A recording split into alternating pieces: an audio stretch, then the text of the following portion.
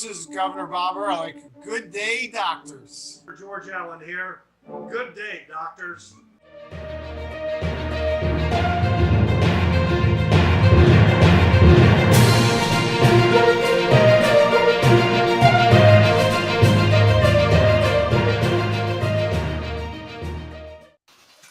Good Friday, everyone. Welcome back, Dr. Thornton. Thank you. How is everything going, everyone? Don, welcome back. Another busy news week. We've had a lot of fun stuff. I keep thinking of that scene from Deep Space Nine when the founder says, this war's going to take a little longer than we expected. Yeah, I mean they invaded on what was it, February 24th, and it's the day after the Shanghai Olympics. Yeah. So it is February 24th, a year later. And the Ukrainian flag still flies over Kiev. And I think it's funny that the Chechoms want to arm these guys up a little bit. They want to sell arms to the Russians. But then I also heard another report that the Chinese want to have a negotiated peace there. Yeah, I mean, negotiated peace. I mean, yeah. I mean, from the Chinese perspective, what is that? That's Russia getting as much territory as possible. Well, Mao Zedong had a saying: "Power flows from the barrel of a gun." One of my professors, Bill Lewis, over at GW years ago, he goes, everyone seems to think there's something magical happens when you sit underneath it, sit across from a table. When at the end of the day, whoever has more guns is going to get the better deal in the whole thing. He goes, so that's so I mean, negotiated peace does not. It's like I think. The fact that the Russians are in a quagmire now called Ukraine now. It's a quagmire for them. It's fastly turning into Afghanistan 2, the sequel. I mean, the Afghanistan thing went on for what, about 10 years or so? Yeah. I mean, we're 1 year in. I mean, this is a slog, for both sides. Both sides have sustained fairly heavy losses. Yeah. But the Russians, I mean, this is still such an embarrassment to them. I mean, they have thrown their own army. They have then they've drafted all these civilians and thrown them at them, trying to throw them at the problem. They're throwing all kinds of missiles and ammunition and material at it, and they really have very little to show for it. Enough to what you were just saying, that the Chinese are thinking about coming off the sidelines and thinking that maybe we can supply arms to Russia, which is interesting because I mean, they want to have decent relations with America. They want to have these markets, but they fully joined the Russian side. I mean, this is going to be a really difficult thing for China to go through here. Oh yeah, and I think that's a big problem for the.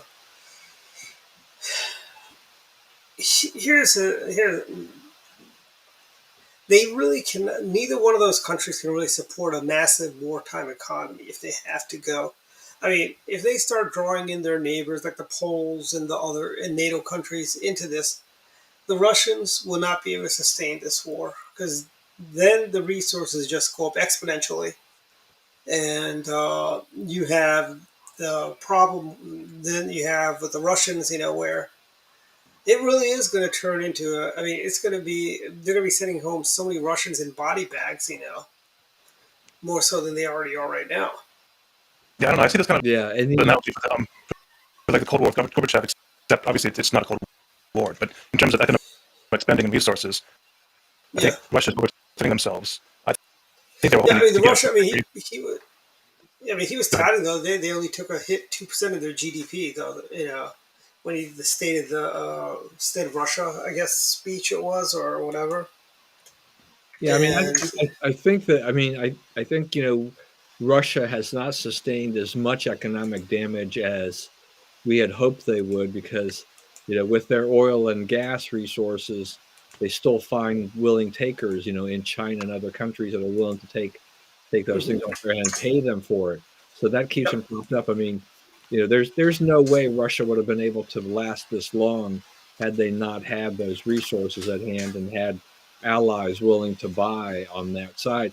But they definitely have been pinched at the same point in time. I mean, Yep. you know, luckily for Europe, they had a relatively mild winter, which meant that they weren't really getting choked off and saying that they were going to be forced to go beg for Russian gas, and things like that.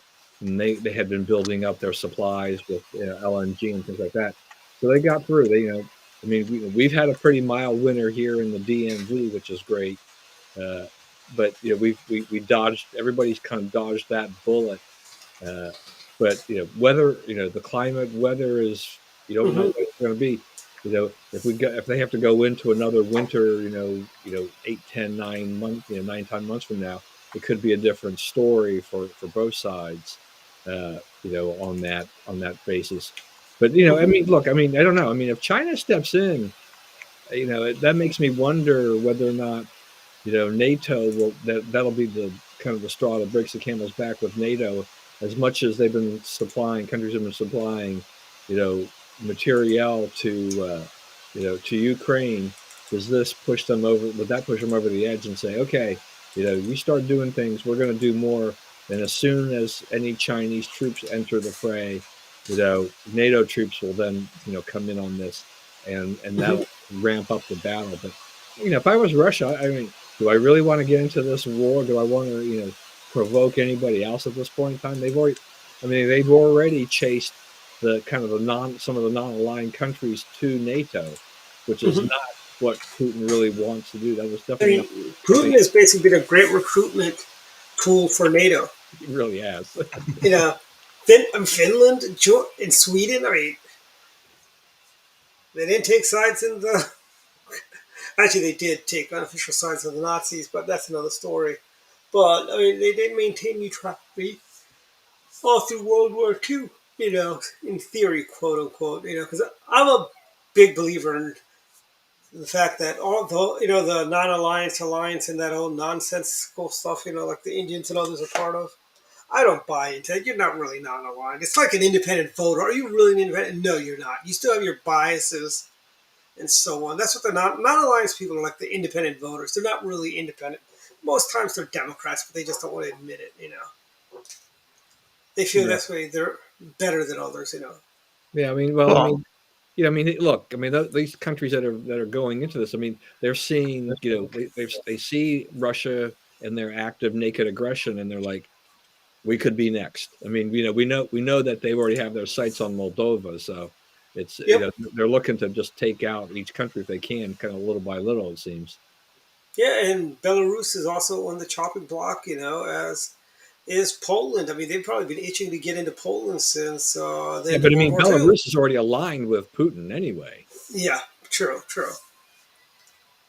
But I mean, be careful when you make. It's kind of that old fable about the crafty fox and the scorpion. Yeah, I well, think we've Jeff all heard likes about this. the, Go ahead. the China One policy. I think we've talked about this before, but like Putin had like the whole Baltic region. He wanted to reunify Russia in a way. So Hmm. I think Ukraine was one of those pieces that he's just Yep. not been able to put in his puzzle of reunifying Russia. Obviously there is still a lot of trade among the states. I don't recall if Georgia currently is part of that or not, but I know Georgia was at one point a big issue because they had a lot of natural gas resources that Russia wanted Yeah, they to. wanted to invade. They did actually during the Bush administration. There was a little campaign that didn't work out well for them in Georgia. I'm sure Putin would want someone to forget that one, but there was a little bit of a issue there in Georgia, and that was their defeat. That was back when we had a real Mhm. president. Hey Rich, thanks for watching. And we've got also be sure to smash the like button if you're enjoying the program and subscribe to our channel. But back to our talk about. That was the commercial. Yes. And we've got, it's, one of those things. It's, oh, he's driving home. There you go. Definitely appreciate that sentiment. Yeah, no, who's I'm over? looking to get Oh, like ad revenue. Dwight, you should probably like reach out to like some of the pizza places like Stained Glass yeah. Pub and see if you want to put like a plug in here for. Yeah, I know. It's like, yeah. I mean, Stained Glass Pub, Pizza John's, Mama Lucia's. We need to check out Jeffrey's, by the way. That we need to go there and just rate them. I'm waiting for the Oh, Jeffrey club pin. Subs. Yeah, I'm waiting for the club pins to come in. So I figure we go to these places, we'll hand out those pins to people. I will say this though, the one thing about this week with everybody looking at the 1 year anniversary too is just that as much as I hate to do this, but I've done it before, is that I have to stand with Biden on his stance on this. I mean, he has the administration. If there's one thing they have done right, in my opinion, is back up Ukraine.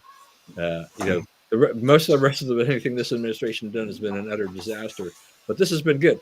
The problem is, part of the problem is that we have these knee-jerk Republicans that kind of think that, well, if Biden's for it, we have to be against it, and so you have this growing group of Republicans questioning why we're there.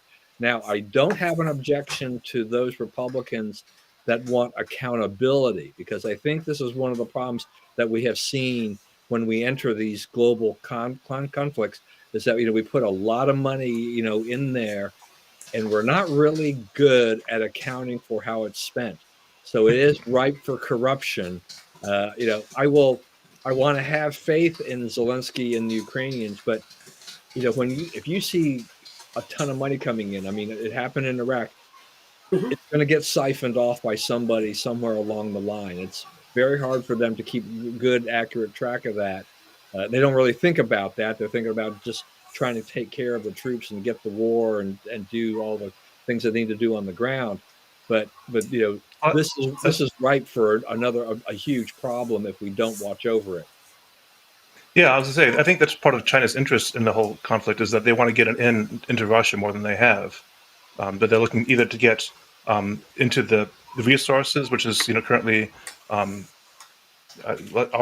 I believe, where the utilities are owned by individuals, supported by the government, or they want to get into supplying them with goods. I don't know. I don't see China's interest being altruistic at all. I think that they actually have some economic long-term goals with that region that they want to try to expand upon.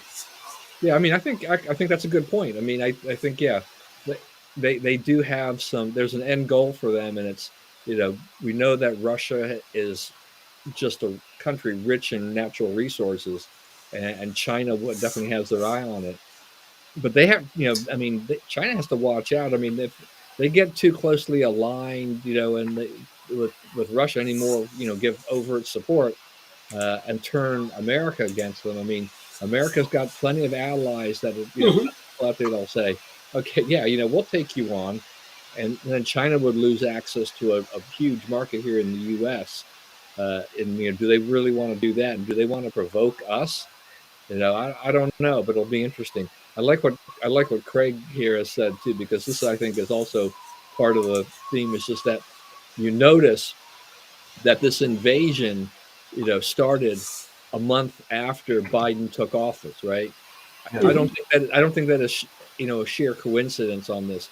Trump's foreign policy, as well as any policy that Trump had, even though it was somewhat all over the board and it was hard to predict, he changed the nature of how things were done. And I mean, he just basically shook everything up on both domestic and foreign policy, much to the chagrin of Democrats and a lot of other people who think that there's only one way you can do these things. And he, he talked tough, with a lot of these countries. He wanted America to be number one. And, we get Biden and basically it's the Democrats control. It goes back to the same old line of diplomacy. And, if you're Putin and any other, foreign leader that had trouble Trump, you're like, oh, we see an opening here. And I think that's what Putin saw. Putin saw an opening that they could go in and do this. they didn't get good advice as to exactly what was going to happen, because this was supposed to be, kind of a very quick, easy type of a thing, and it's been badly mismanaged, on this part, but it's interesting to see just, the hole that Mhm. got opened.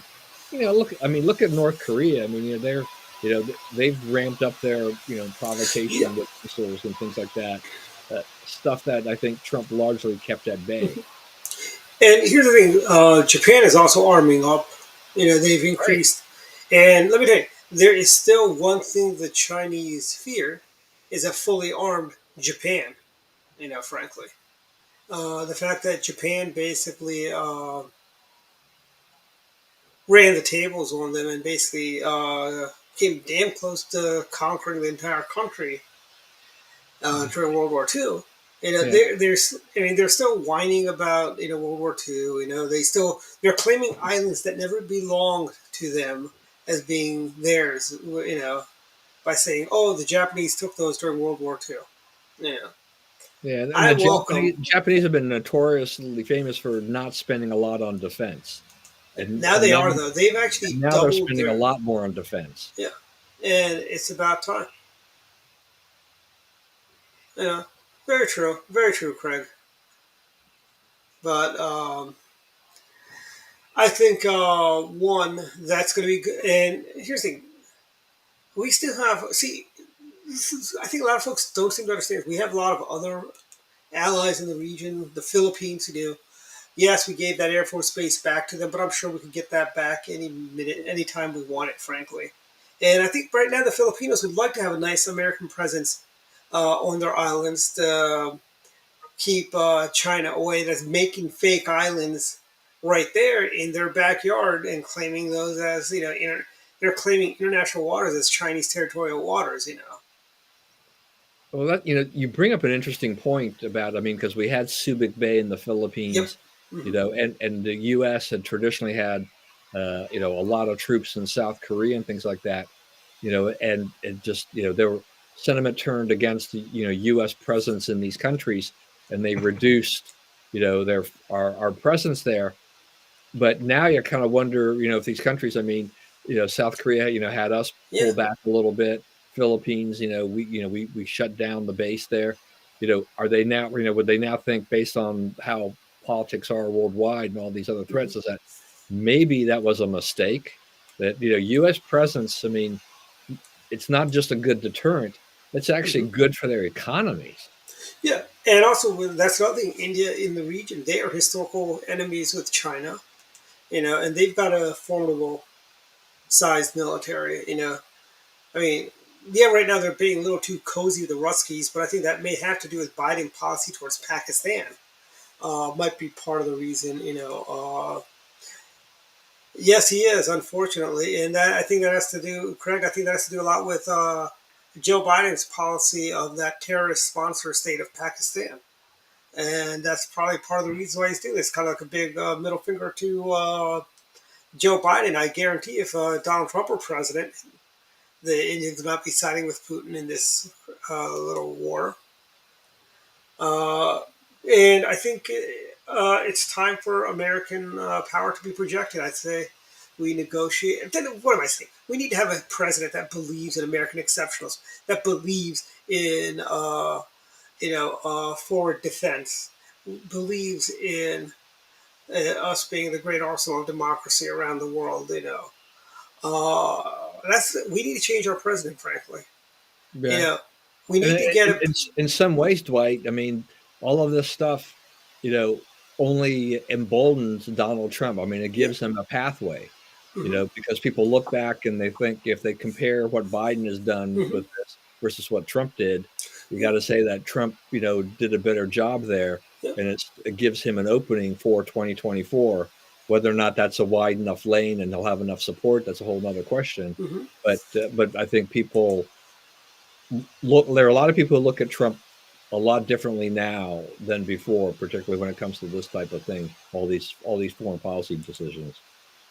Hmm. Well, yeah, I think that's Yeah. a good point. I mean, I think Trump, in some ways, tended to bulldoze his way through issues at times. But in theory, at least, I mean, the America First policy, I Yeah. support the concept of, because if America's going to be a leader, we can't always be worried about what other people think about us. We need to, you can't always, like, if you're running a race and you're always looking behind yourself to see who's following you, or what people are doing, you're gonna, not succeed as being coming in first. So for us, we shouldn't be as worried about what other nations think about us. But that being said, we are in a global economy. We do have to rely upon trading partners and other people that support us. So we can't just like ignore relations. But we've talked about this before too. But the whole, the soft diplomacy, having the power of, just like, if America's doing this, having the unsaid, presence and unsaid power of America being part of that on the negotiation table, where you don't have to say, we're going to do this, or we're going to meet you with fire and fury kind of things. I mean, that's the whole soft diplomacy is knowing that we have the ability, to do this. We don't need to say that we're going to, we have the ability to do this. Just Yeah, like, go ahead. I was saying we need to bring back containment. Containment worked. Containment worked great for 50 years. We contained the communist expansion. We challenged the communists without putting a single boot on the ground in Angola, Nicaragua. We helped the El Salvadorians fight the communist insurgents there. It's about, we've basically, we don't need to put boots on the ground. And I'll say this, if we had President George W. Bush in the White House right now, we'd be getting those deals with the Philippines to reopen Subic Bay. We'd be getting expanding our footprint in the Pacific Rim nations. We'd be making deals with countries and so on to contain China. Well, And so we know what don't happened in forget, Hong Kong. We know the the history of that. We yeah, basically let them get back absorbed into China. And Hong Kong used to be independent thinkers. They used to yeah. be an area where It they used to actually be part of the British we could do Empire. anything with them. Yeah, I see the same thing as happening with Taiwan. If we don't support Taiwan and say, we've got your back, we'll be there to help protect you. And yeah. we have interest in Taiwan, active interest, both economic and military. I think that would be a strong deterrent for China, because China obviously has its eyes set on Taiwan. Of course they do. They If would. we don't do anything, They, it's going to they, be another Hong yeah. Kong. They still dream of the war of unification. Unifying the two Chinas. And we also have another ally there that we never had there before: Vietnam. You know, Vietnam is not as shocker. It's pro. It's. I was telling people about nobody. It seems to fail on this generation of how significant President Trump's summit with what's his name, little rocket man from North Korea, in having that in Saigon, and that's Well, like yeah, you mentioned Korea. I mean, as much as Taiwan, as much as Vietnam is more of an ally now. I mean, South Korea is a strong ally, yes, both we've got a economically nice and otherwise. presence I mean, we've there. done. Go ahead. And I think we should put in ICBMs there. We should put ICBMs in Japan. Uh, Yeah. I'm, I don't think those countries will go for that quite yet, yeah, but Yeah. they don't know what's good for them. America knows what's best. Listen to America. Do what America says. It's they don't understand the fact that hey, look, ICBMs is the ultimate deterrent against North Korea, China, or any other aggressor. Put ICBMs in Japan. Also, next time Godzilla attacks, you can always just nuke them. Is what I'm saying. You could just always nuke them. Because we do know you guys have the pesky Godzilla problem in Japan, which and Craig's been throwing a lot of comments here. I mean, going yeah, back to this one about Putin walking away from the start. The thing about that is just that they're really on the new START treaty. Russia has not been very good about keeping their agreements anyway. So yeah, does this really make a big difference? To me, no, not actually, really, because they're not allowing inspections and a lot of other things anyway. So it's like, well, to some people it sounds shocking, but I think when you dig deep down, you're like, that's really kind of the status quo anyway. They weren't yeah. really going to follow this to And begin with. now that they've formally walked away, it gives us the avenue to develop and build up our nuclear arsenal. We're not, but knowing Joey B in the White House, he's probably going to go, well, just because they've walked away doesn't mean we still should abide by the START Treaty, because that's just the kind of moron he is. Yeah, I mean, administration is, I mean, they have accused Putin of crimes against humanity, but they really haven't. I guess they really haven't threatened Russia with anything significant that hurts them. I mean, we have some economic sanctions, but they haven't had the real impact that we thought they would. But that seems to be about as big a stick as the Biden administration is willing to go for at this point in time. And they're going to, if they want to hurt Putin, they're going to have to do a whole lot more than they've done to date. Well, it's like And having economic sanctions on North Korea. I mean, yes, we have them, but North Korea still has trading relations with China. So does Russia. So it's not like we're the only people that they need to trade with. I mean, yes, it does hurt them, but it's not like the only avenue. and also remember, this week the Iranians have gotten a little bit closer to a weapons grade nuclear plutonium now. I think they got to like around 75 or 85%. They were saying this week. Yeah, that's a whole nother discussion. That's I that's all part of the whole problem we have in this world with a basic an absentee president. We are a country without a real leader. We now need to count on the Israelis to bomb and take out those nuclear plants. Yeah.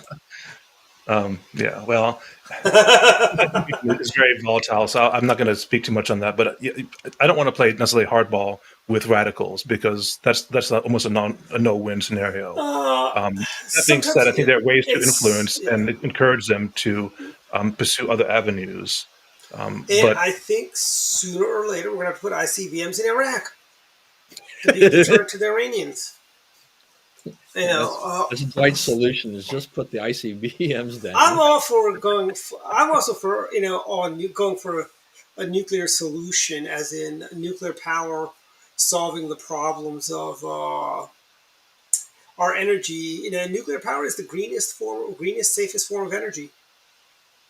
Hey, don't get me started on that. I have strong feelings about that too. Because Robin Ficker had a great idea about doubling the size of the nuclear plant we have out in White Plains. Well, again, so just really briefly, our current nuclear technology is dated to say the least. I mean, yes, it is. The light water reactors where we have pressurized water, those are unsafe by design. There are safer designs for nuclear reactors, but we have things like the national, the NEA and the Nuclear Regulatory Administration that curb research on nuclear sciences. So we have that problem. And then we have, of course, the energy companies who don't necessarily want to give up the current system. Yeah. But that being said, I mean, if we talk about like the high temperature fission reactors, like with the thorium breeders and other types of reactors like that, molten salt reactors, they can actually take carbon out of the air. So if people are complaining about, all the harmful effects of pollution, we can actually reverse that process. It's not like it would solve everything, but we can actually do that process. It's the same process that basically we're going to take Mars and make fuel out of it. We can do that here too. We can take carbon out of the atmosphere and make fuel with that. So there are technologies to do that. We just need to have the stomach to say, okay, we're going to do this because it's in our best interest. And it is, in fact, safer than coal and solar. Yes, there are 3 Mile Island and other accidents, but if you look at the reasons for those accidents, it's because of, first of all, inherent, not design problems, but the light water pressure reactors are inherently unsafe. You can't walk away from them and expect them to just manage themselves. And remember, 3 Mile Island, for as bad as it was, we did not have a meltdown. And Chernobyl was really the worst one. And if you talk about even Fukushima was not that bad. Japanese reactor, I can't say the name right now, but those were actually, those were actually chemical explosions where when you basically put neutrons through water, it's just like putting electricity. It separates them into hydrogen and oxygen. So they have recombinators which take that and put them back into water. Those are powered by diesel generators, which got flooded and shut down. So he basically had hydrogen, oxygen, gases forms that a spark lit it and blew the top off the containment. Again, those are things that can happen, but these are inherent design problems with using water as a coolant. There are better solutions, safer solutions that are walk away safe that are, we're talking about we've had nuclear power since the end of World War II. We've been I think the first nuclear power plants, came online in the late 50s, I think, early 60s. Uh, and we've had one really bad nuclear, and that was because it was built poorly, substandard, bad practices. The one in Russia, Chernobyl. Then we had 3 Mile Island where nobody died. There was no radiation leak out. Nobody was, yeah, they evacuated the Bucknell area, but nobody was ever in any danger in 3 Mile Island. Fukushima was the other one. Yeah. Fukushima Yeah. Daiichi. I couldn't see the name at first, but yeah, thank you. Yeah. Yeah, I mean, I think Jeff's you make a good point, because you definitely have a lot of interest in this area, and I mean, 3 Mile Island, Chernobyl, Fukushima. I mean, these are very different instances. A lot of different things happen there, but they are held up as kind of like, oh, well, the horrors of nuclear power. I mean, But how many mine as you cave-ins said, have we had? the technology, all these things have changed since that time. That's why you can get the mini reactors being built. That's why you see other places saying, "Oh yeah, we find that to be a cheap, efficient source of energy." You have to kind of get people away from that, that whole horror story thing. But the media is really good about painting all the horrors of that Yeah. and leaving this deep impression, Hollywood, of how bad this is. Remember the movie The Day After Tomorrow? I mean, and although the movies Well, had it's good, nuclear it's good to reactors, highlight, some issues. And like I said, the fact we've, you guys probably talked about this when I was gone, but the whole train derailments and about, actually, this is a the good issues with, segue to that. Because yeah, I mean, that is a current, issue. The railways are not properly maintained. There are things we can do to increase the safety in those things.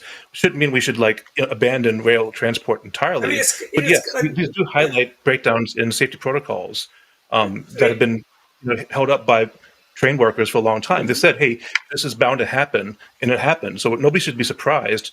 But again, it's just how industry works. The industry can't police itself. It's like asking the oil company to say, "Okay, we're gonna make sure that the Gulf incident never happens again," or these kind of things. It's like you have to have other agencies watch over the people that are producing the products, because if you allow them to just self-regulate, they're not going to really be diligent about that.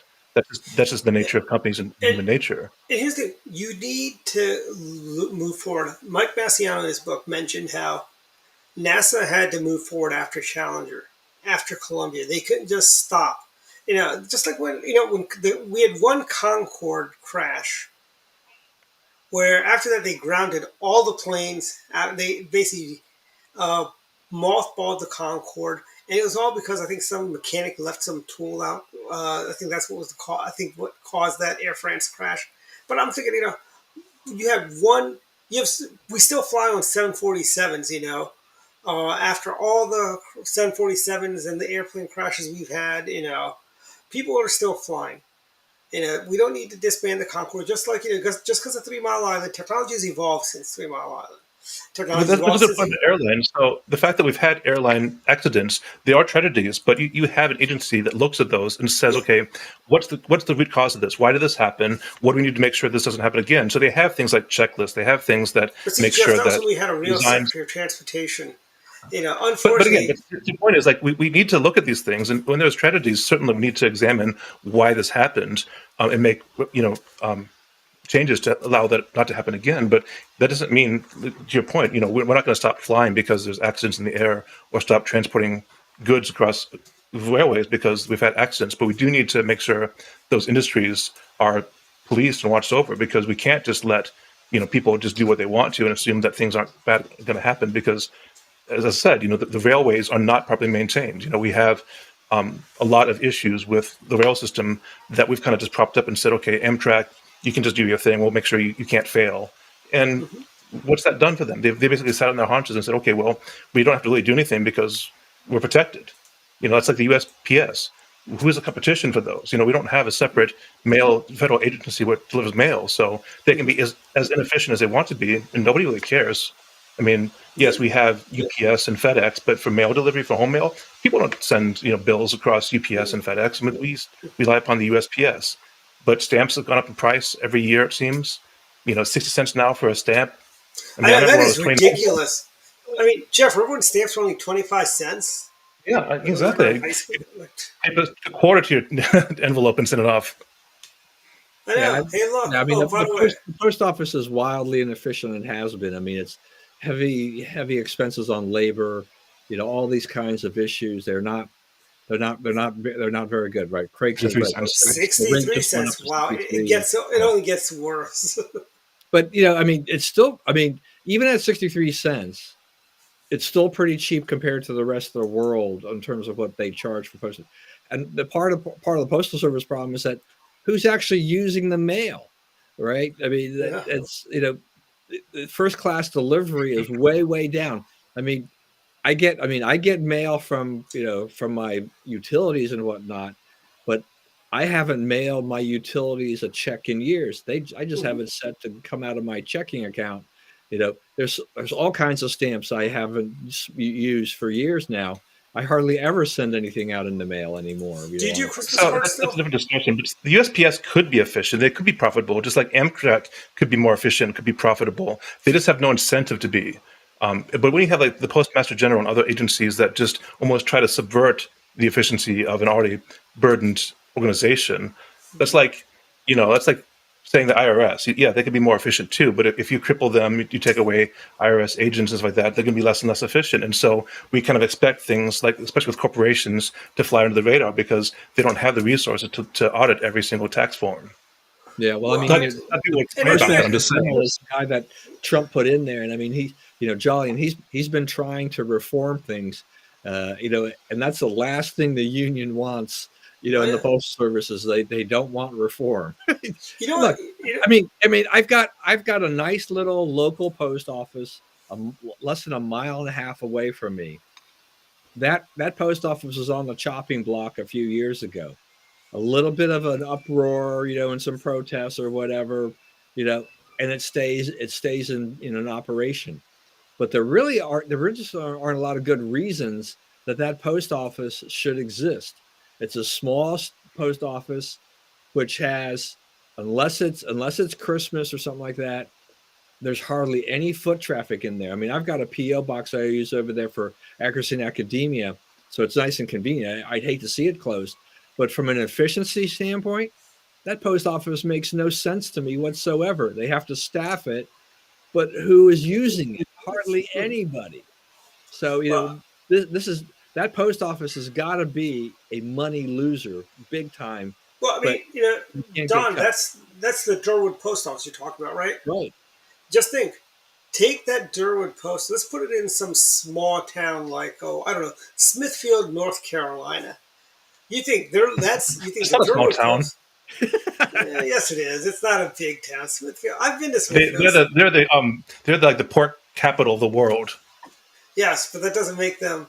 What are they? The 80th size town in the state of North Carolina. Popular. I don't know where Okay, you North get Carolina's not a good example. It's not like Raleigh in those places, but still, It's not. Smithfield It's is probably a no. poor example. Okay, fine. We'll pick another small one horse town in North Carolina. Kenley. It's got two exits, truck stop, and there's a food line exit. Yeah, they've got a post office there too. Now you think that the Druid post office, just think how much money they're losing there. Well, this is. I mean, part of the problem with. I mean, because like Jeff said, it is a different discussion. But part of the problem for the post office too is that they're basically bound to deliver to every Mhm, address in the United States. That's a money losing proposition mhm. off from the get go. Because if you're living in the mountains in West Virginia or something like that, how much is it costing the postal service to get you your mail? Mhm. You know, Well, imagine if AT&T were government subsidized like Amtrak or the post office. We'd still be having rotary phones at home because Mhm. why wouldn't we? Even though they'd be inefficient and nobody would want to use them, it's like Jeff, do you remember rotary phones? Did you have a rotary phone? I don't Growing up? Yeah, we had one too. rotary But I phones are figured you making being a year you know, younger than me, you that's could have that's gotten the part of flip all phone. that retro stuff that people are making a comeback with the younger generation. They're like, "Oh, Yeah. this is kind of cool. I like to have one of Well, those." did you guys see Codeman took a picture of a payphone? I go, Mhm. Codeman, do you know what that is? I go, in the olden days, people used to put coins in there, little shiny silver discs called coins, and then they could put it in. Then they could make a phone call. But yeah, bars had payphones there too, in the lobbies. Like we see ATMs everywhere. They have payphones everywhere. You know, you actually go to a restaurant or a bar and actually make a call off a payphone. You just don't see that anymore. Yeah. And here's the thing about the post office. This is what I find funny. The post office, when they're delivering your USPS mail, you may get it. But I think when the Amazon delivery is coming through USPS, I get it right away. Which tells you these guys can be efficient because they're very efficient with their Amazon deliveries. Why can they not be that efficient with regular mail? I mean, nobody trusts USPS for overnight mail anymore. Well, It's to one your of point, I those. mean, Amazon, built out their own infrastructure because the current infrastructure didn't really support their business model. But you look at the post offices, you've got basically a place in each town where they collect and distribute mail and parcels. Amazon could have worked with the USPS and said, okay, we need to expand your facility. We'll help subsidize the large, the growth of your offices, so that we'll use that as a way for people to actually pick up Amazon packages, because we have Amazon lockers now at like Walmart. Why not use the post office? Yeah. They have post office boxes. We could easily have Amazon, subsidize part of that, have Amazon boxes there, but we don't. Again, this is just, it doesn't make sense. But for me, I'm like, we could have done this, but the government just isn't really equipped to deal with, working efficiently. Yeah, Yeah, it's, I it's, totally it's agree. kind of a legacy system that's really hard to get rid of. It's really hard to actually make that more efficient. I think there's a lot of problems with USPS. Let me tell you, I am not a fan of the post office. There's a reason why we got this term called going postal. You know, it's like you go to the post, and I don't know, maybe it's just the one I go to, the one by Montgomery Mall, the old Best Company post office. Uh, always a line. At least there's always these 3 to 4 people there. What do you? And you can never find parking there because everyone who wants to go to the Home Depot parks in the post office parking lot, which is really irritating. And they park all the wrong ways in that Home Depot parking lot. You have these guys with these work trucks that take 3 parking spots and stuff like that. That is idiocy. Anyways, but yeah, I would love to go to a post office where I didn't have to wait. I don't think I've ever really gone to a post office where I'm not ever waiting. Maybe it's because I'm just going to all the ones in down county. Maybe that. I use mail.com stamps.com to print Yeah. out pre-postage stuff, and I'll deliver it. I mean, I'll drive up to the mailbox at the post office inside and drop off mail and stuff, but I won't stand in line because there's no reason to. But I appreciate the fact that they still deliver mail, but I don't need to stand in line for anything, because if I'm filling When a they're not package, throwing the mail in the trash can. Remember that also does happen. There was reports just the where letters to Santa, apparently. Yeah. no, I don't think it was just letters. I think it was other stuff. But Well, remember, years ago, they tried to eliminate, government wants to, as part of a cost-cutting measure, an efficiency measure, they wanted to eliminate Saturday mail delivery. Mm-hmm. We still have that. I mean, why didn't they? I don't see. I don't need there to was just get. an uproar. People, businesses said, but that's another day we would get, could get, in our checks for our bills and stuff like that. But really, if you look at a lot of stuff, Jeff, you mentioned stamps.com, but for a lot of vendors, if you're willing to pay a little bit extra, you can use something like bill.com to I use that too. Yeah. to send your bills and receive your invoice payments. So there are things like that are out there that take the place of having to do these transactions by mailing out a paper check. Things that just technology continues to go along there. When I used to go on trips, we'd go on vacation for 4, 5, 6, 7 days or whatever. I used to always, put my mail on hold and then have them deliver at the end, after that time. Yeah. I realized, the mail volume to my house has dropped so precipitously that I don't even have to do that anymore. I can let the mail sit in that mailbox on my street, at the end of my driveway, because in 5 days it still won't fill it up on the average. See, I'd I like don't to know, have he was one of those like, pneumatic tube delivery things. Remember the ATMs that have the pneumatic tubes? You put your check in the yeah, thing and it would get sucked up. I want to have a mailbox with a pneumatic tube that just delivers to my house. So, the That W would actually be Bell. nice. That would be great that'd be great in foul weather. That's for sure. yeah. The W Bell As had you, that same I mean, system too. we still have those. We still have some of those pneumatic tubes at the bank, but Yeah. for the old timers in the area, if you remember, using those catalog showrooms, that was how they transmit. You'd fill out the little piece of Yeah, paper what you wanted with the catalog number, turn it in, and they'd put it in one of those tubes and go, Yeah. and then you'd have to go to the I've other been to area. grocery stores where they use the pneumatic tubes for like inter-office stuff. So you'd write a note or memo for someone, send it in the tube, and it would go across the yeah. warehouse. A lot of businesses in the old days used New, to use yeah, those the things newspapers used to have. I want to say it was I. for things like when they were doing their cash registers, right? They would take a certain amount of cash out of the register, write it up, put it in a tube, and then that would go to the department, the accounting department or whatever that handle it, so that they would keep money from piling up on the floor. They would just keep sending it back to accounting or whatever. So yeah, all those things from the old days.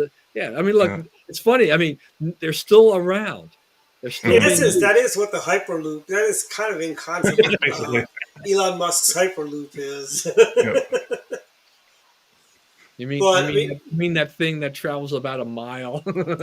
yes, and but I think it's. I know a lot of newspapers used to have that editorial departments. They used to do those. I think the Washington Star Yes. had that in their offices. I remember we went to their office. I want to say like fourth grade or third grade. Went to the Washington Star, and the editor showing us like he's got like each department would send their stories to him, and then they would lay it out and stuff like that. Be a different tube for each department and so on.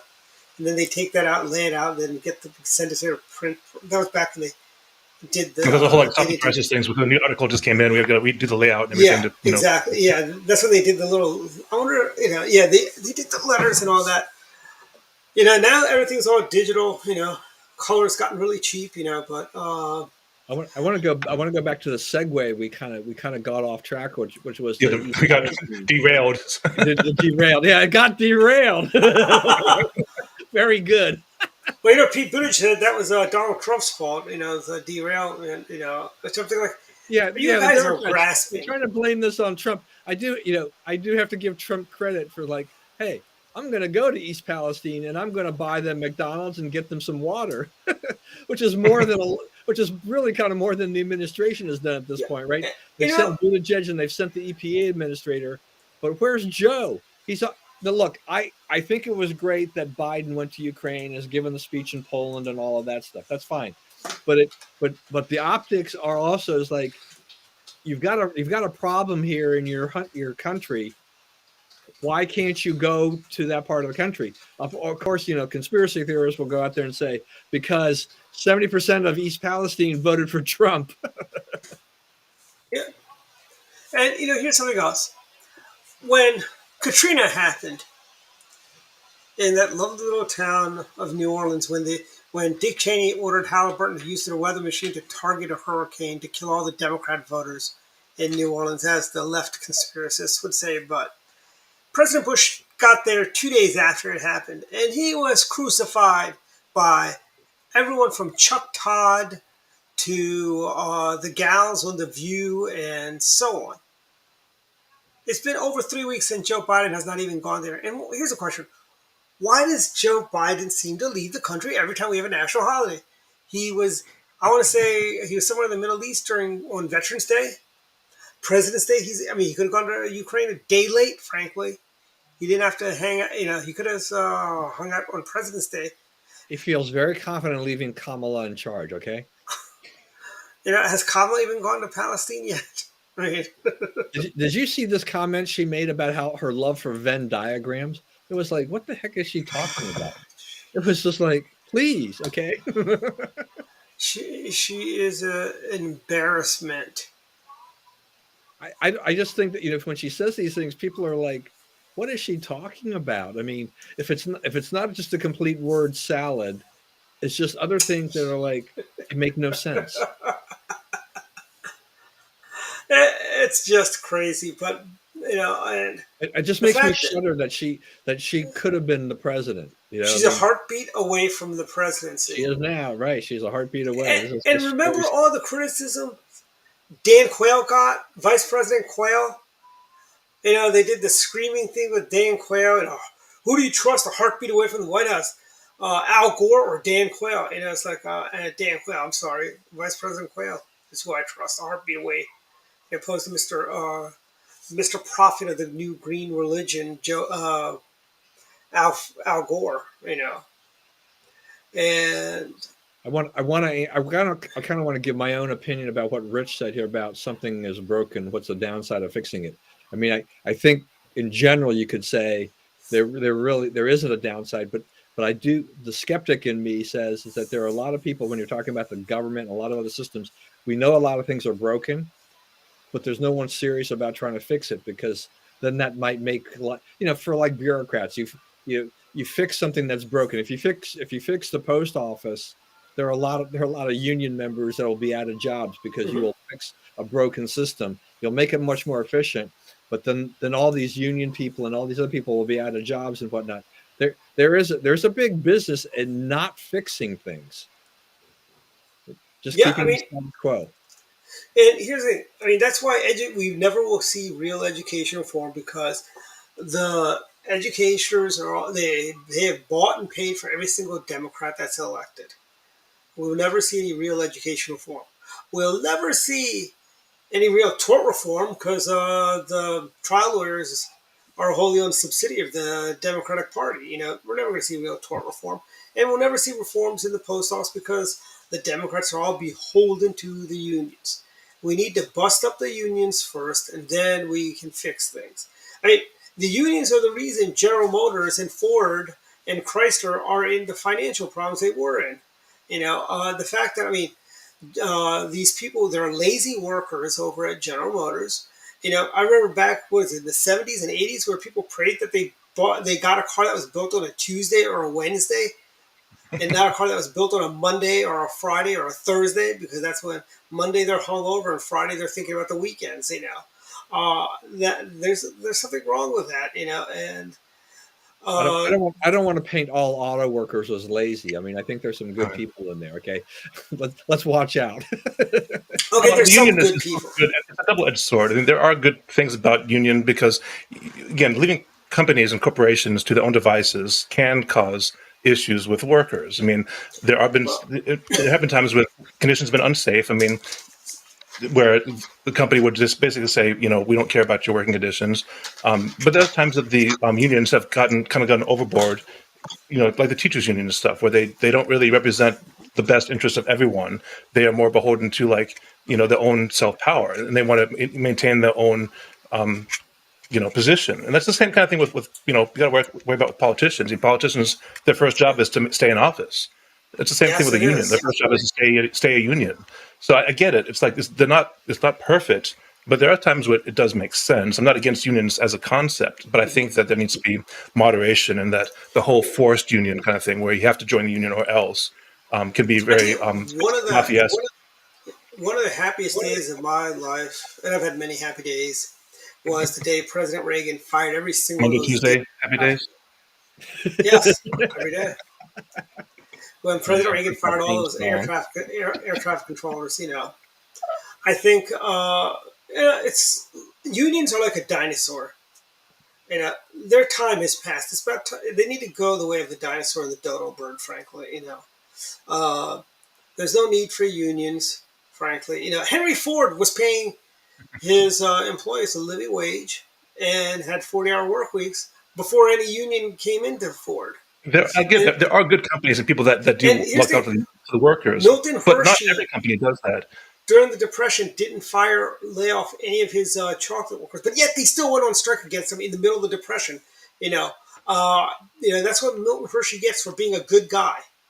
You know, you need to basically, maybe if you fired half of your workers during the Depression, then maybe they would not have been around to strike against it. They would have had the fear of, well, he could just fire us. We work for him. He doesn't work for us. And I But think you have a lot of unions. I mean, there's under Biden, there's he's been very obviously very very pro union.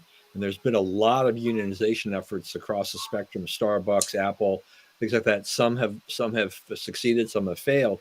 I think in a lot of those cases, you have, where the union organizers, they've overpromised and underdelivered. For a lot of these people, and a lot of the places that had initially thought that they were going to go that way, whether it be the Amazons or whatever. Some of them backed off and they want to decertify the unions because it didn't live up to what they thought it Yeah. was going to be for the workers. And unions, I mean, there's a benefit. I mean, you have as capitalist as I am, I'm not going to go out here and say that corporations, are just good, But it's honest. pure the driven snow, Don. Yeah, they're not. I mean, What's good for GM is good for America. Workers. And I had my in-laws. One was my father-in-law was a crane operator. My mother-in-law worked for Hyatt Hotels. They were both members of unions. The unions were, for them, that was a godsend because it helped them get wages and benefits and things like that protected them. And as immigrants to this country, with limited language coming in, they needed that. That helped them a lot. But Remember, Archie Bunker was a member of union too. So but as you said, Patco, Reagan did the right thing there. He broke that union. Mm-hmm. And I think that should. I tell you, when Obama did the bailout for the auto, that should have been one of the criteria that UAW is busted up. There's no more UAW in the new GM. And part of the issue too is that the unions, because of their entrenchment, a lot of these things with the auto workers and things like that, is that the union organizations tend to get corrupted, right? Mm-hmm. There's a lot of crazy stuff going on there. Just as Jimmy. Yeah. Where are you? But I mean, here's the other thing. Last thought on unions before we move on is that there's a reason why Toyota, Honda, BMW, Mercedes, they're opening up plants in America in right-to-work states where they don't have, where the employees are not unionized. Some of GM's most efficient plants are the ones in Texas where my Yukon was built. In Texas, because Texas is a right-to-work state and you don't need to you can hire non-union people there, I think. And gives GM more flexibility. But that's just my union bashing is. By the way, when I was running for council, that was one of my favorite interviews when I went to go interview with the AFL CIO. And I did tell them my favorite Reagan story, which they really didn't. So let me back up a little bit because, Carmela is not the only one who loves Venn diagrams. Mm-hmm.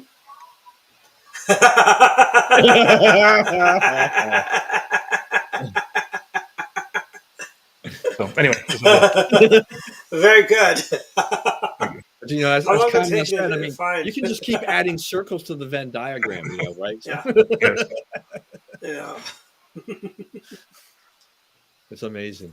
All right, what do you think, Dwight? We're near the end of the hour. Yeah, we're at final thoughts. I've got a couple of doozies. So let's start with you, Jeff. You've been a road warrior last couple of weeks, Yeah, I've been going back between Maryland and Michigan and the Carolinas and such. So the weather is better here, I think, than in Michigan, right? The weather has been better here. I left Michigan last weekend on a Friday, and my car was covered with ice. And I was driving down to South Carolina, and it was snowy kind of along the way. But then, of course, when I got down to South Carolina, it was like, gorgeous weather.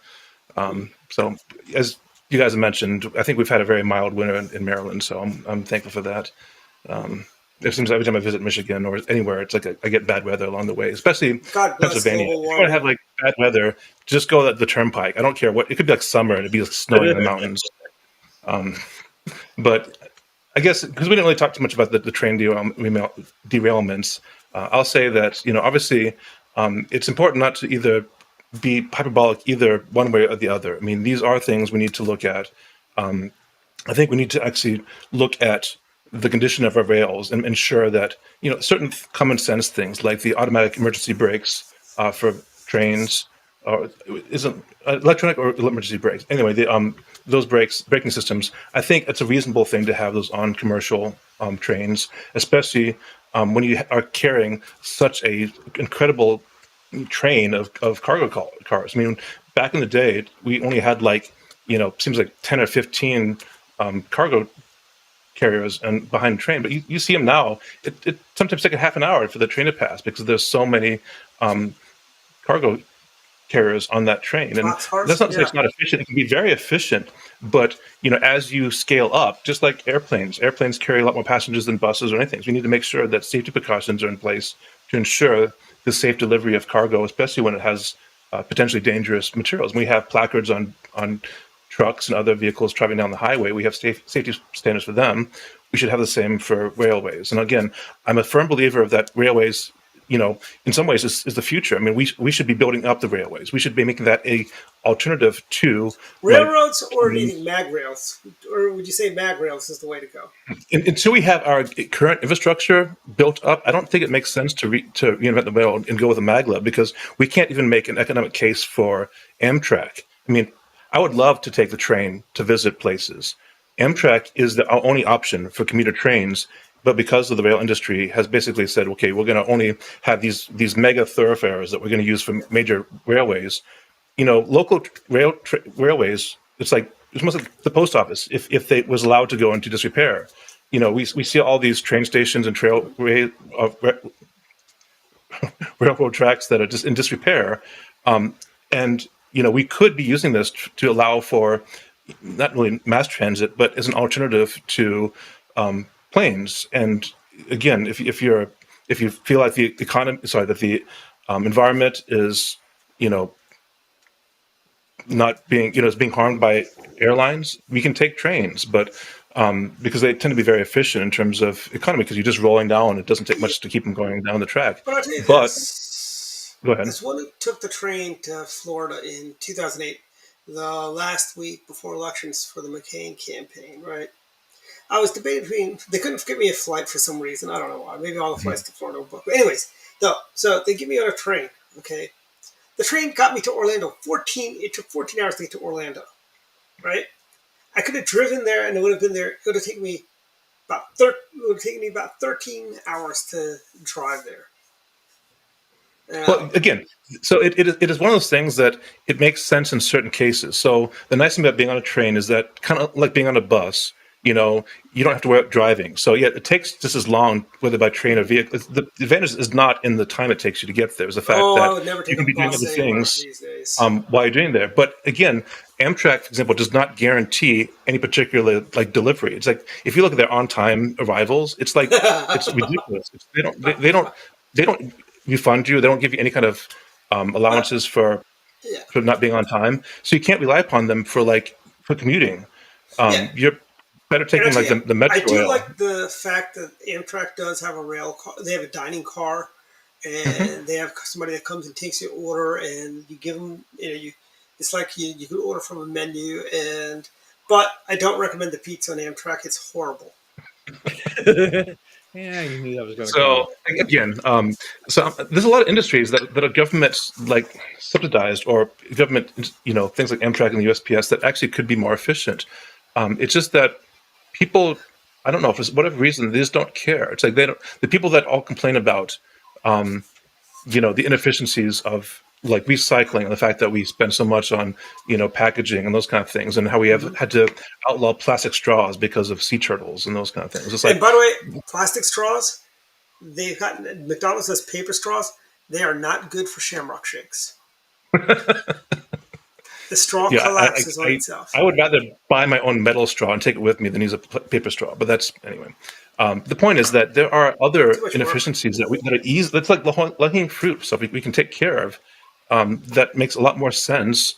And again, I'll go back to energy, because that's my big thing. It's like, if we had excess energy through nuclear or next-gen nuclear, we would have the energy surplus to do things like better recycling. Recycling takes a lot of energy. It is getting materials from the ground takes resources, but it takes more resources to get them out of recycled material than it does just harvesting them, pure, which doesn't make a lot of sense. But when you talk about having to, refine and the whole process for separating the stuff, it's actually less costly to just take it from the ground.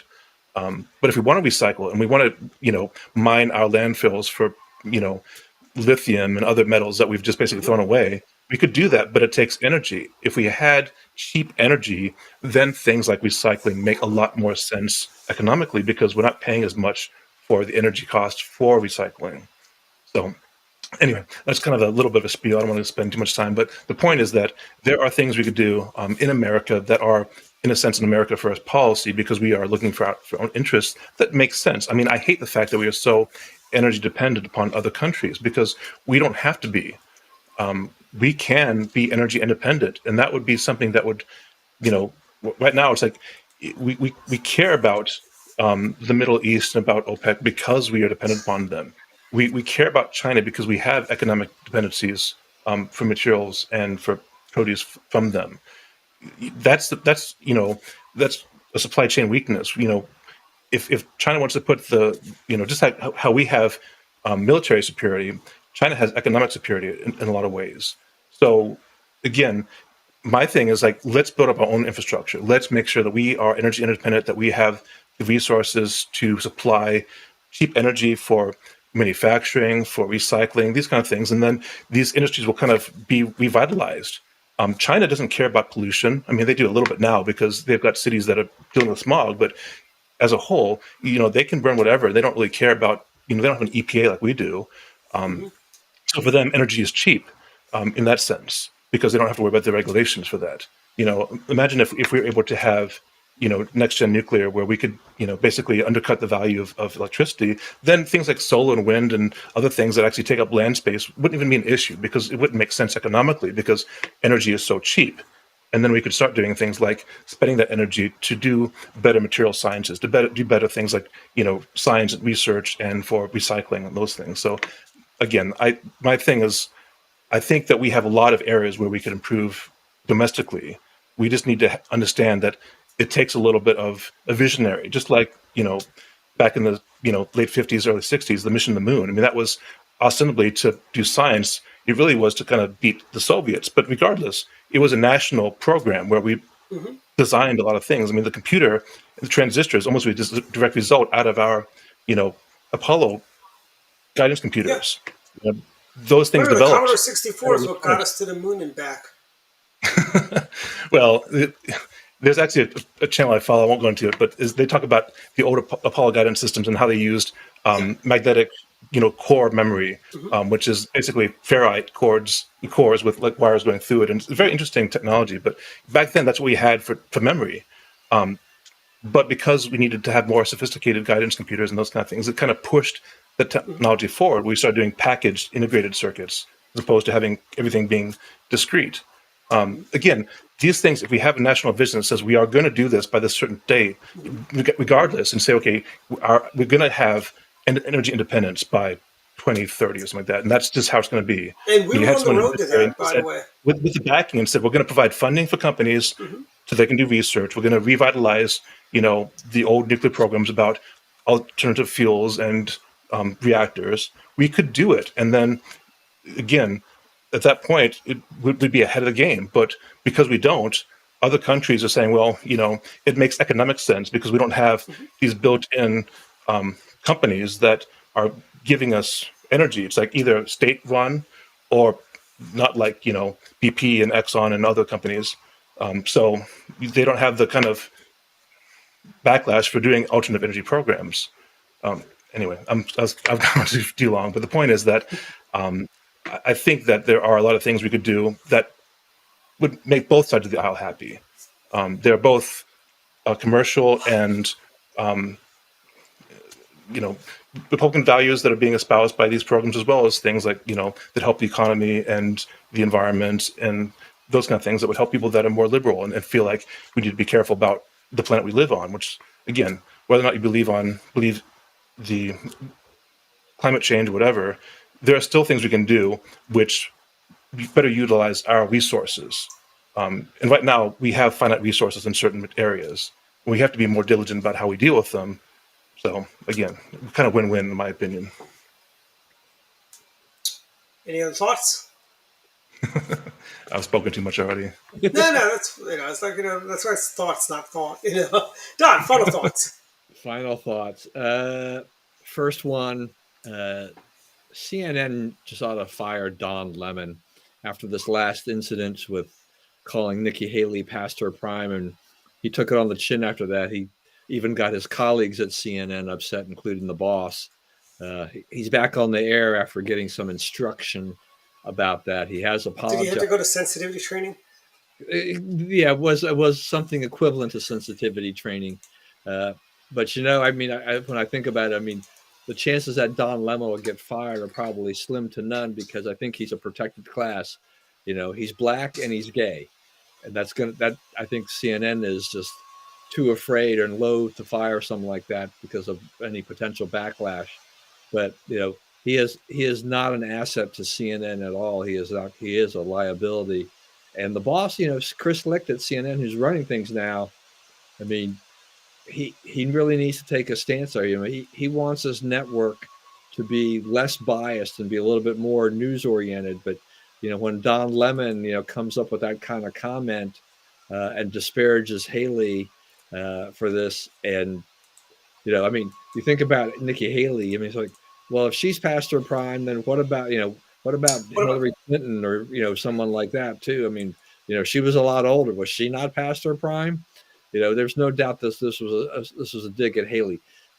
I'm under no you know impression that Haley has a chance for 2024 as a presidential nominee, but she can surely put herself up there as a vice presidential candidate or something like that by running. So good for her. Let's see what happens with her, but get rid of Don Lemon. That's one thing.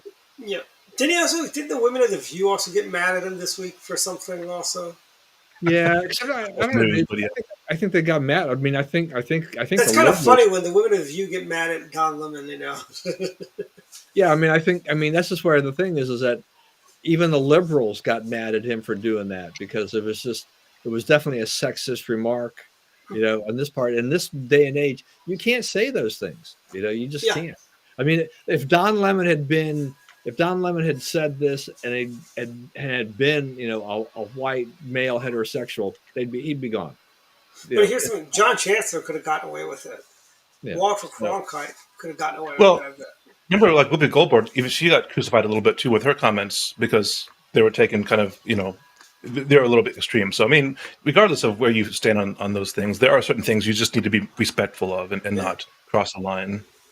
Though I do think that liberals figure that they get a little extra, lifeline, a little rope. Oh, they to do that.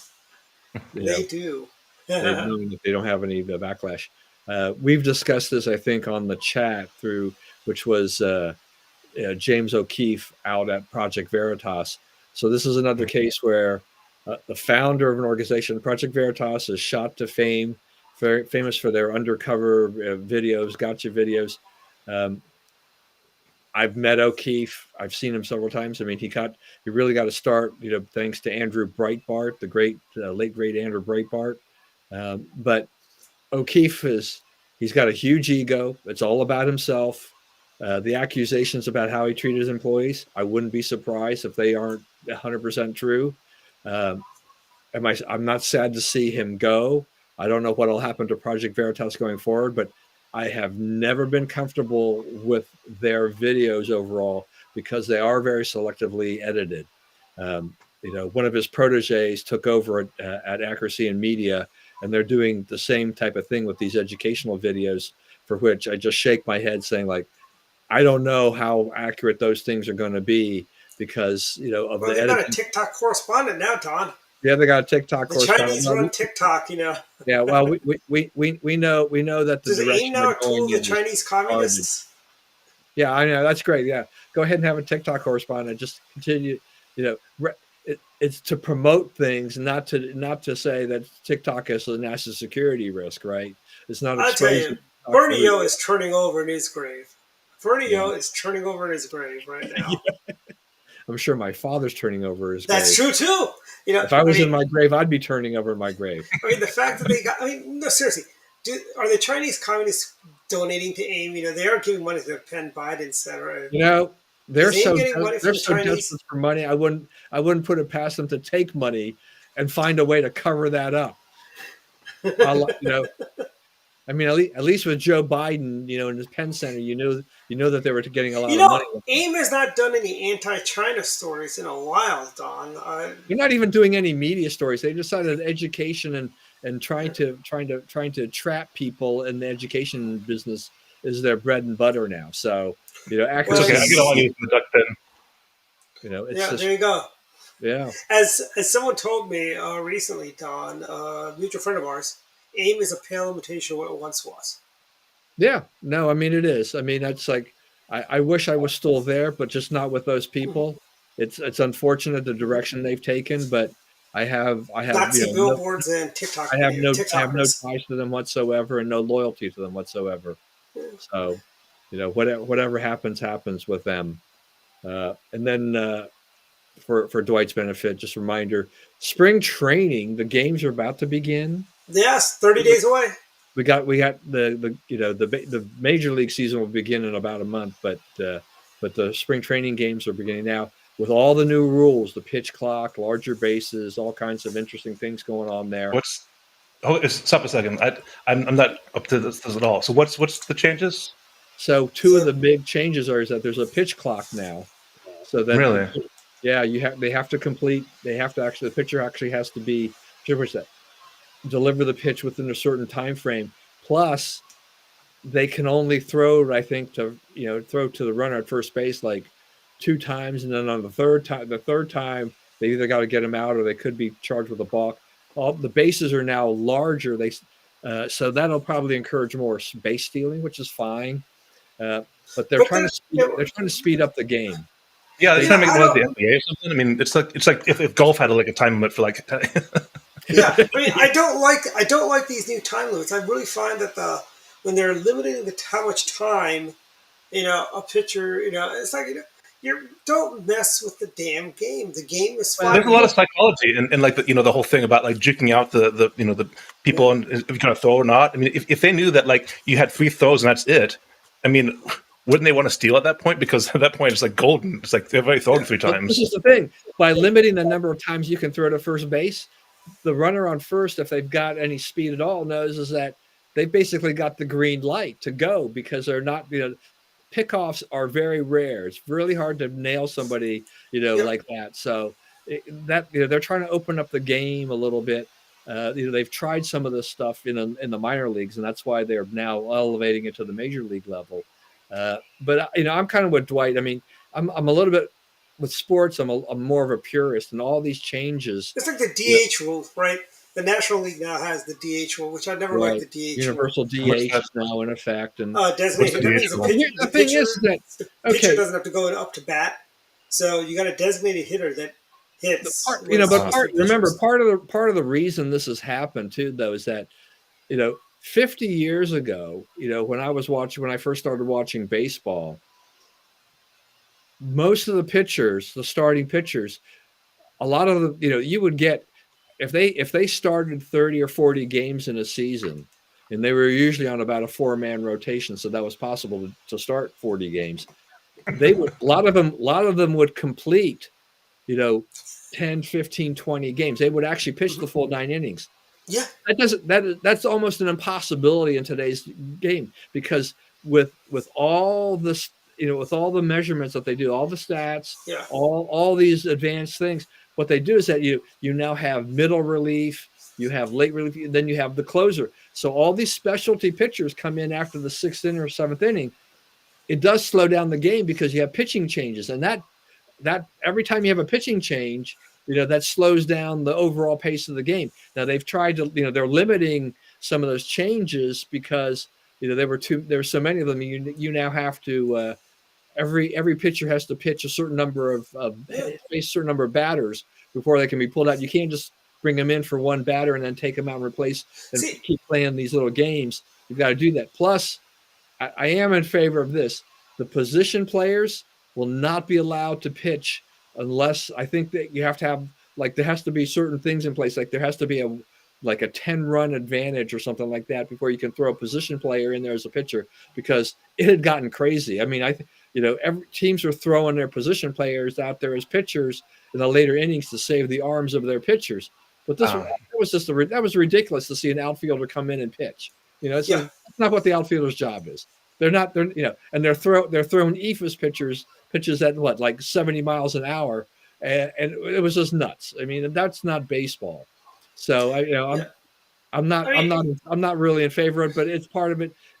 I'll be base So let me stealing ask you this: has gone because down. again, I'm not huge in sports, but like for the NHL, you have a lineup, right, where you have certain players on the court and then certain like alternates, but it's a limited number, right? So you've got Mhm. you can't like have a whole 50-person basketball team. You've got certain people that are on the bench ready to play that come in, and then people that are on the court.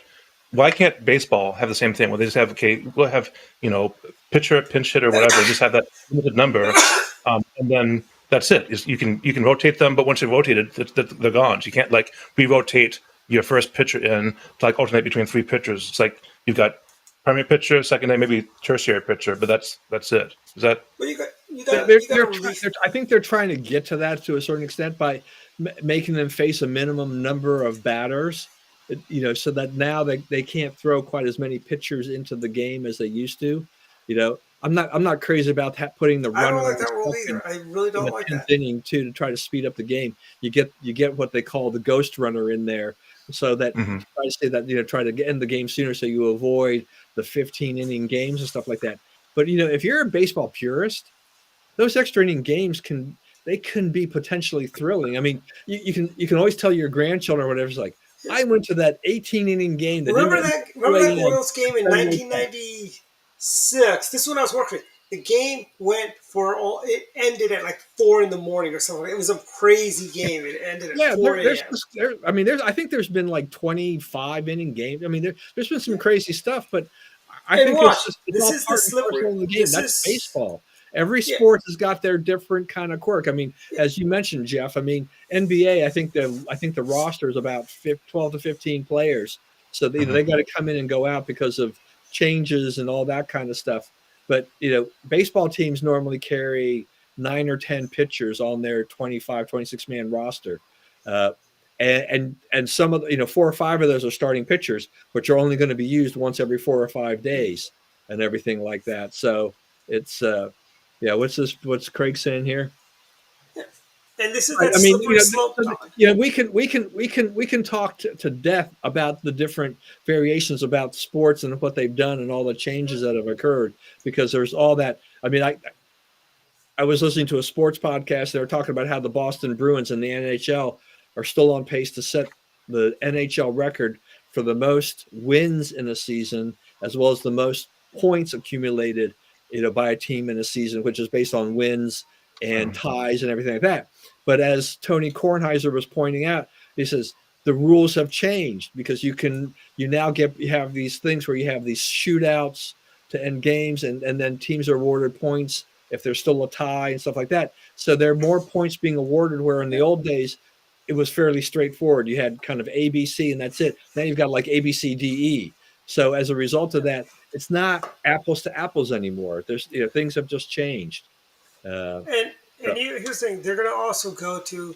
I think though, at some point, this is that slippery slope we're going to get to.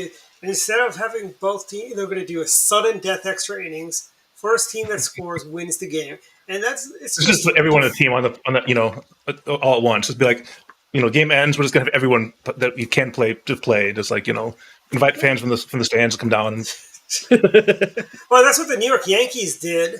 They had some kids take a ball out of what's his name's glove. so Jeff, do you know that every team has got the home team, they have the emergency goalie.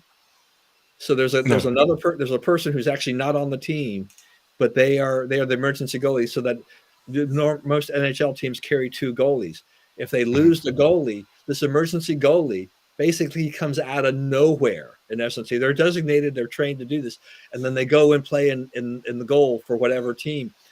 And they have actually had to use this in the last couple of years. Some people have become somewhat famous for actually going in there as the emergency goalie and stopping goals against NHL competition where they had where they had no training. It was amazing, to see Like the that. Zamboni driver. You're like, you're going to be the goalie now.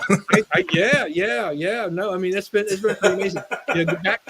Back to what you were what we were talking about, these rule changes. So Rich has pointed out Manny Machado had a strike called him today in the spring training game because he took too long to get into the batter's box. That's the other part of it, is that the batters have got to be in there. They can't dilly dally and just keep stepping out of the batter's box and try to psych out the pitcher. So they're making these little changes here to see how long things are. But a lot of games have gone longer in a lot of sports because of replays, right? There's so many replays and challenges.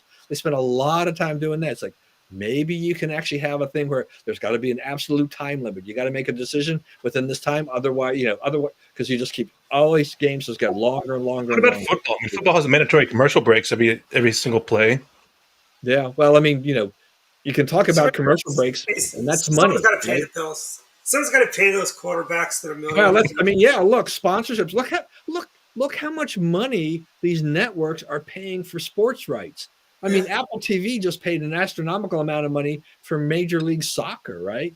I mean, it's just it's all these streaming services are paying buku bucks to get in on this, and it's not necessarily going to be profitable, But the leagues will take all that money, and the players will be very happy to get that extra money. I tell you, if hockey could get national sports contract, like have a game of the week on broadcast television, like baseball used to in the 70s and 80s. They used to have Monday Night Baseball on ABC. Then they would have Thursday Night Baseball. And then the game of the week on NBC on Saturdays. It was great. And well, look, I mean, beyond what's happened in the sports world, beyond your major games appearing on ABC, NBC, CBS, Fox, ESPN, whatever, you now have regional sports networks that have developed. So, if you want to watch Dodgers games, you have to pay for a package of those games on that regional sports networks. Same thing in New York, Madison Sports Network, all these kind of things. There's all these things there. The hockey teams, they throw that up there. It's like their rabid fans will pay to watch them on cable, and they will pay for those packages. Look at NFL. NFL, what is that? The Sunday ticket, whatever they call it. There's big bucks in all of that stuff. Start TV paid a lot of money for that. Well, I mean, I love watching like live hockey. When I was down in South Carolina, I saw the Greenville Swamp Rapids. But the thing is, the tickets were like $26 per seat, which isn't too bad, but Ticketmaster sold them. And after you get all the fees and everything else, I ended up spending over $100 for 2 seats, but not even like great seats. And they were like, again, I would love to visit more games, but between that and parking and everything else, it's just like, who can afford that? That's like, it's almost like it's more expensive than watching a movie. And again, I want to support local teams and such, but back in the day, people went to the baseball games because it was like almost cheap entertainment. You could go there with your kids, afford it, buy a hot dog, whatever. It's like, who can afford to go out to any game nowadays? Because there's so much, commercialization of everything that it's just like, it's no longer, it's like a luxury. It's like going out to eat as opposed to just, hey, it's, let's just do this to support the team and have a good day out. So the model for this, Jeff, will be the Savannah Bananas. Okay. The Savannah Bananas are a marketing phenomenon. The guy who owns this and his wife, they took this team. Great name, by the way. And they have 2 teams basically. They've got the team that plays kind of the professional baseball, and then they've got the team that plays banana ball, which is their own thing. And they have a traveling troupe as well. But what they do is that there's a waiting list that's a mile long. I mean, it's like years long apparently to get tickets to this place. But they charge $20 per ticket, and you get food and drink with your ticket. You get the seat and food, and it's all inclusive. Boom, that's it. So you kind of have, people love the entertainment value of this, but they also love the fact that it makes it relatively affordable in a day when sports, even minor league sports, are getting expensive as heck. I mean, I haven't checked a Bowie Bay Sox ticket, but I can only imagine that's a heck of a lot more than when I took my kids there. 25 years ago.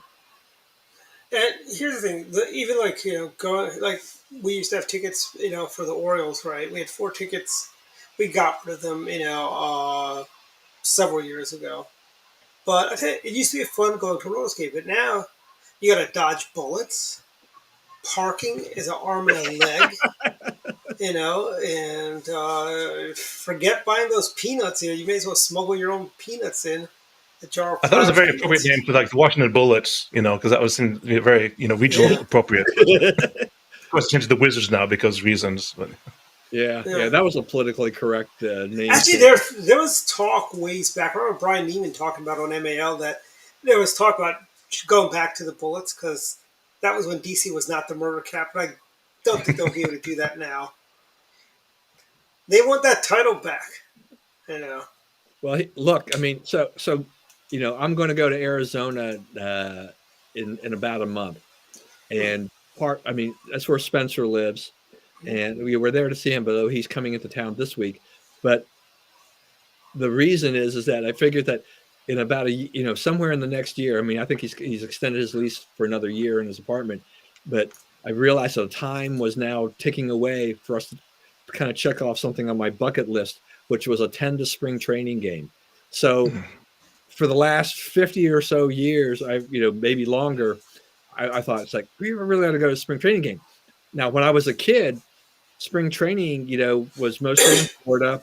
And if you got to Florida, Well, always were in Arizona back then. it wasn't that big a deal. Spring training is a huge business now, right? The Nationals and Astros share a very nice stadium down in Florida. And there's lots of these things. The Cactus League, which plays out in Arizona, we're going to go out there, and we've kind of looked over the schedule a little bit. They've got the Dodgers, the Rockies, the A's, the Giants, a whole bunch of teams, Diamondbacks, Angels will all be playing out there. And so we're trying to figure out what games we can take in. But, some of the tickets will be, depending on where you're sitting, could be up to $35. And I'm thinking like, it's a spring training game. It's not even, doesn't even count. Yeah. But that, but it is going to be for the thrill of it. I mean, by the time we do this in a month, they'll be down to their last week or so of spring training before the regular season starts. So I'm hoping that I get to see some serious players in there by then. The minor league players will have gone back to minor league camp, and they'll be getting down to the nearer to the people that they're going to keep on the roster for opening day. But I mean, this means will I get a chance to see Shohei Ohtani? Maybe. Who knows? But we'll see what happens. I don't know. That's supposed to be paying to see an orchestra warm up. I mean, it's like what's there to watch? Yeah, and the thing is, if you go to a spring training game, the stadiums are going to be a lot cozier, right? It's so you're not going to have 25,000 people there or 50,000 people. So, yeah. Oh, look, Susan found us. We're an hour and a half into the program. We're in extra innings. I had no idea that the one little comment about this baseball would lead to all of that. I know, extra innings. So, yeah, that was really extra innings. Very good baseball reference. I'm going to stop it there because I was way too long. You finish up, Dwight. Yeah, a couple things. Final thoughts. Lake Forest Mall will be shutting down on the 31st of next month. I remember when Lake Forest Mall went from being, I remember when it was a really cool, because it was the faraway mall where it was, it was the far, it wasn't like Montgomery Mall or Wheaton Plaza or White Flint, which was like a stone's throw, right? Lake Forest was the faraway mall. It was allegedly the nicer mall, But if you're living in Silver Spring or Wheaton, like where we were, that was like in a whole different world. Yeah, I know. Remember back then that was all farm country. Yeah. I remember. I think I want to say back when we were growing up, parts of North Montgomery County was a toll call. Yeah, I think that's true. Yeah. Herndon used to be a toll call. That's so weird now. It's like we have no toll calls anymore. It's like, remember you used to wait till weekends to make those long distance calls. Yeah, you try to call on nights and weekends because it was cheaper, right? Yeah. But Lake Forest Mall is going bye-bye, long overdue at this point. Yes. I mean, I think the Macy's is the only thing that's open in there now. They're going through their going out of business sale, so yeah. And I mean, there used to be a really good restaurant I liked over there called I think it was called the All American Cafe. It was a sit down place. Then it turned into a Red Robin's or Ruby Tuesdays, one or the other. They had both. And, They had a Red Robin on one end of the mall and the Ruby Tuesday on the other end. yeah, I want to say The Ruby Tuesday was near the Macy's. this was So I like got an when idea. yeah. So you've got all these malls that are going out of business and such because nobody buys clothing and those kind of things in the store anymore. Malls already have food courts. Why not take like the where the shops and stuff and make those into like restaurants and just have like a mall that's just various restaurants. It could be whatever I ethnicity like is. that idea, Jeff. I love that idea. You could have like all sorts of different pizza places. Pizza Planet. Mall. There's I tell you, they had there was another restaurant.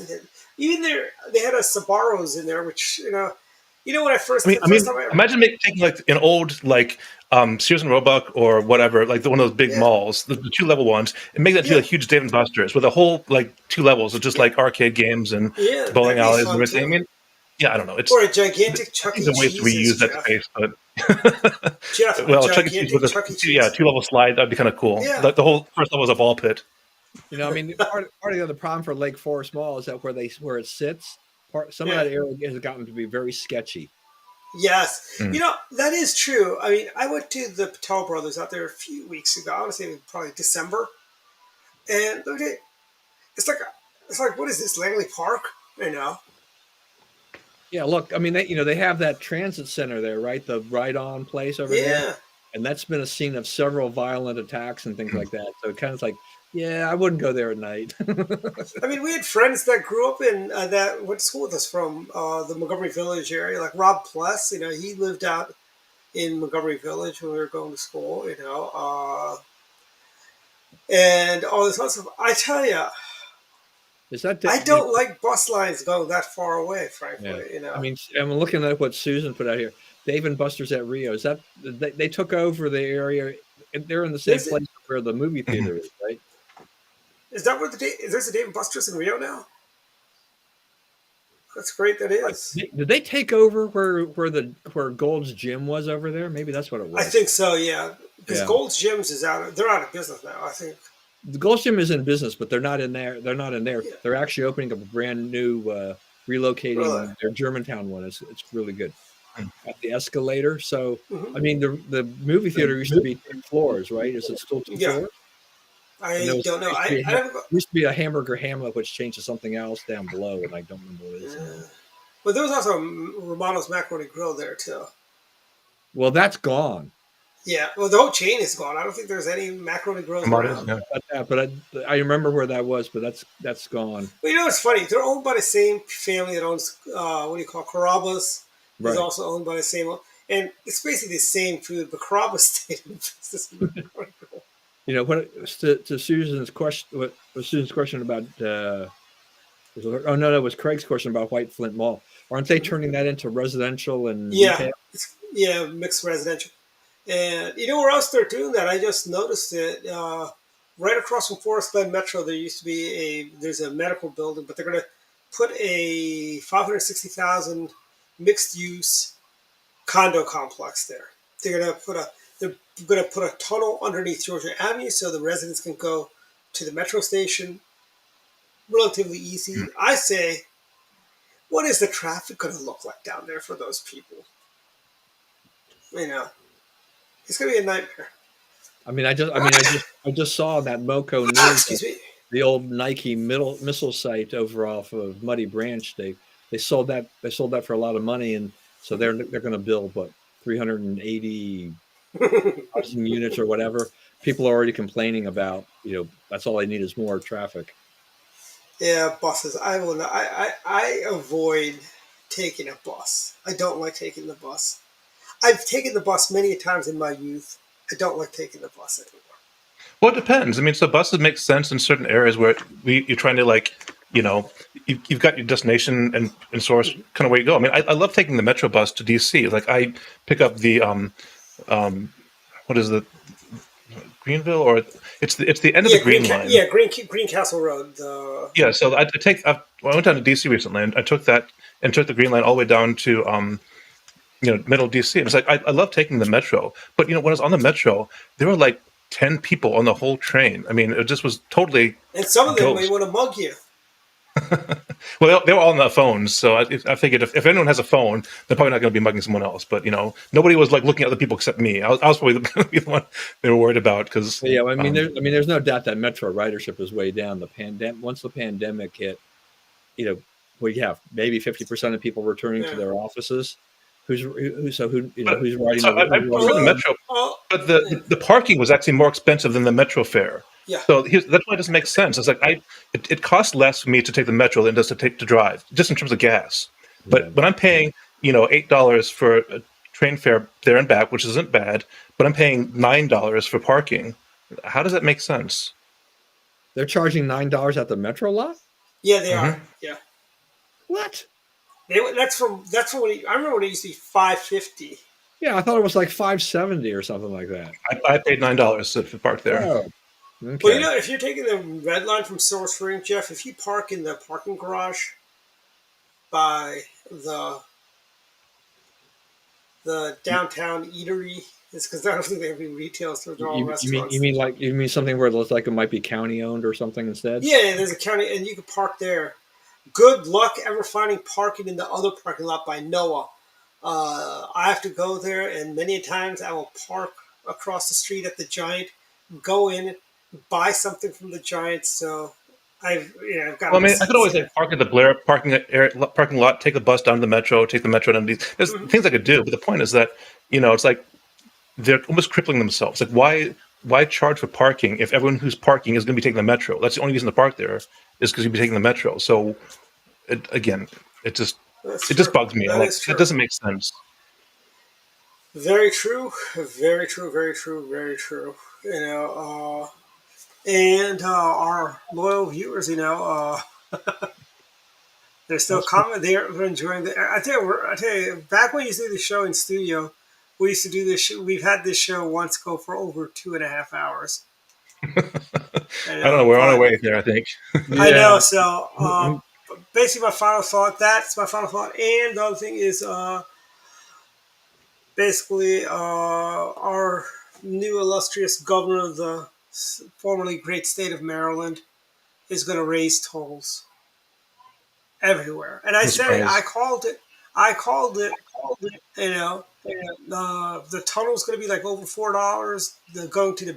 Going over the ocean. See, this is the war the Democrats have on Republicans who live on the shore, raising the. What about the Governor Ehrlich interchange? No, that's going to go up. Yeah, the Bob Ehrlich Expressway. They're probably going to raise the variable tolls. They'll be, and 520 at Shady Grove. That's a bargain. Yeah, I don't know. I think what I saw on the site was the fact is if you had a Metro card, not the NFC card, but the actual MagStripe card, then it cost less. But they said like you could use Metro Fare to pay for it, but they didn't have any of those readers. Like I used my watch to go on the turnstile, but the only option for leaving the lot was a Metro Fare card, one of the MagStripe, but the credit card ones with the MagStripe, or a credit card. They didn't have. You couldn't use your Metro Pass with use the turnstiles or your watch or anything else to pay for it. So in theory, it could be cheap. Remind me next time. I've got a couple of those cards just sitting around with nothing on them. How often do I take the Metro? I mean, that's the first time since I've been a kid. But the point is some kind last time may have been when we went down for the Bush inaugural, Jeff. That's how long it may have been. So at Greenbelt, I'm looking this up because you made me curious. So what the rate is Monday through Friday is $4.95 if you're using your Smart Trip card. It has to be the MagStripe thing, I guess. Yeah. Yeah. I said I tried to use my my whatever I was using my watch, but the only readers are the magnetic stripe ones, which again it wasn't very clear because they said you could use a Metro Fare card, but those cards are just NFC cards. But anyway, the point is that it says that to receive the lower rate, which is $4.95, you must pay for your parking with the same Smart Trip card used to enter or exit the metro rail and exit parking within 2 hours of the start of And that the was my watch. I literally used my watch to exit, Yeah. but they don't have an NFC reader like they do for the turnstile. So I can only use a magstripe, which credit card, so Yeah, It's a scam by Metro to rip people Yeah. off. interesting. yeah. There's shootings and stuff like Oh, that. But anyways, So Susan, so how are you supposed to pay for that then? Because again, the only readers were the swipe card, things where you could use a credit card. So they didn't have a touch or tap to pay thing to exit the lot. So I don't know. Yeah, because I know at Shady Grove. I mean, when I have my Smart Trip card, all I have to do is just touch it, and it picks Yeah, that I up. use my watch. I mean, I literally Yeah. just tap my watch on the turnstile and it opened. So I mean, I love that convenience. But of course, the funny thing is, I still had to pay the $2 Metro Fare card surcharge to use my phone for the Metro Fare. 'Cause- Oh, that's funny. Yeah, I know. Oh, jeez. To get you coming and going.